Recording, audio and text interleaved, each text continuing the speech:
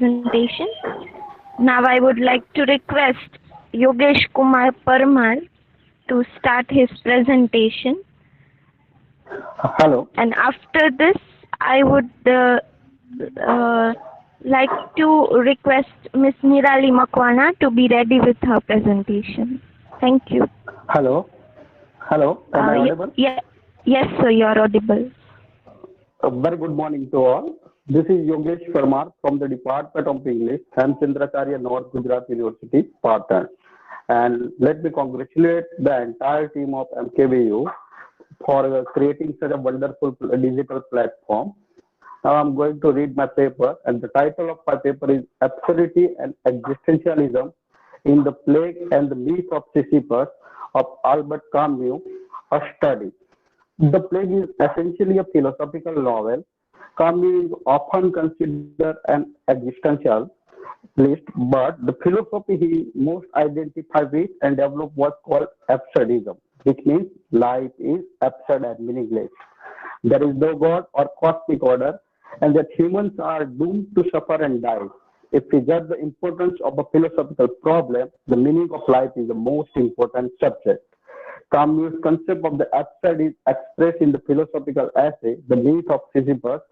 In this paper, the researchers have tried to analyze the concept of absurdism and existentialism in the light of the plague and the myth of Sisyphus. Now, the question comes to mind, what is existentialism?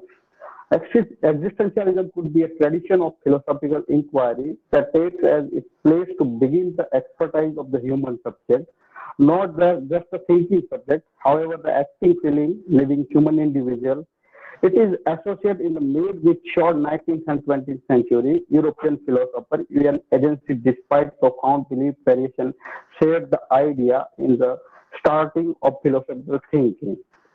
While the predominant prize of existentialism thought is often acknowledged to be freedom, its primary virtue is geniusness. Within the read of existentialism, the individual's place to begin is characterized by what has been referred to as the existential edge or variably existential perspective, dread, etc., or a way of disorientation, confusion, or dread within the face of associate in nursing apparently purposeless or absurd work.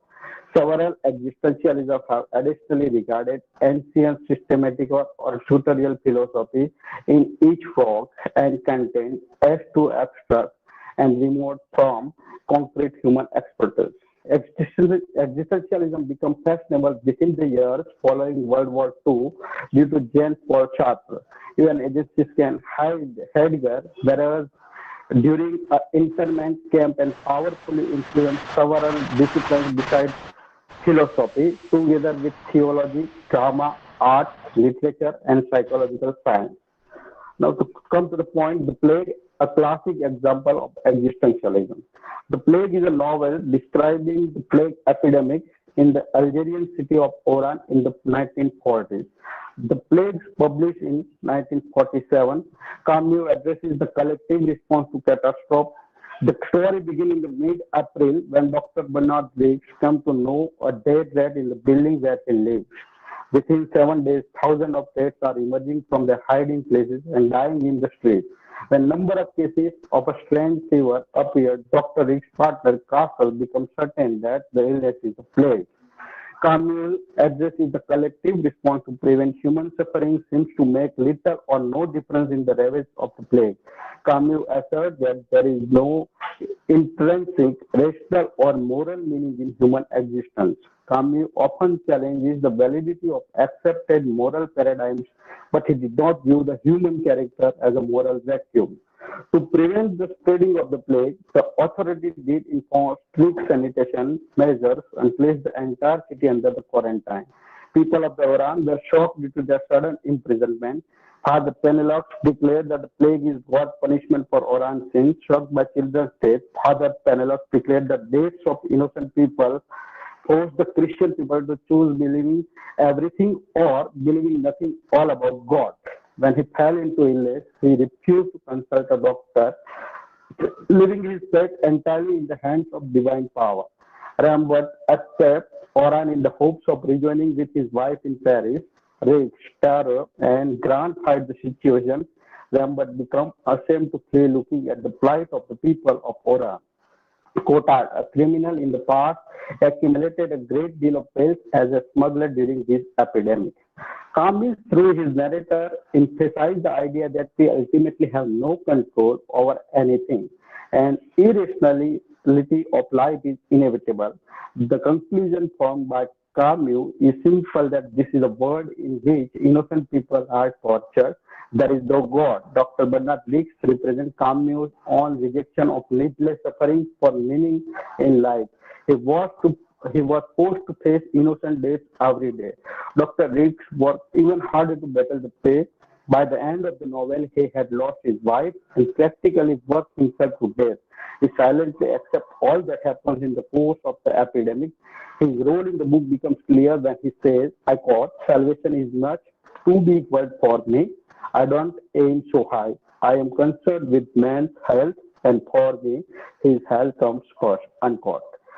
Now I come to the point, the absurd condition. Camus argues that much of our life is built on the hope for tomorrow. That tomorrow brings us closer to death. It is the ultimate enemy.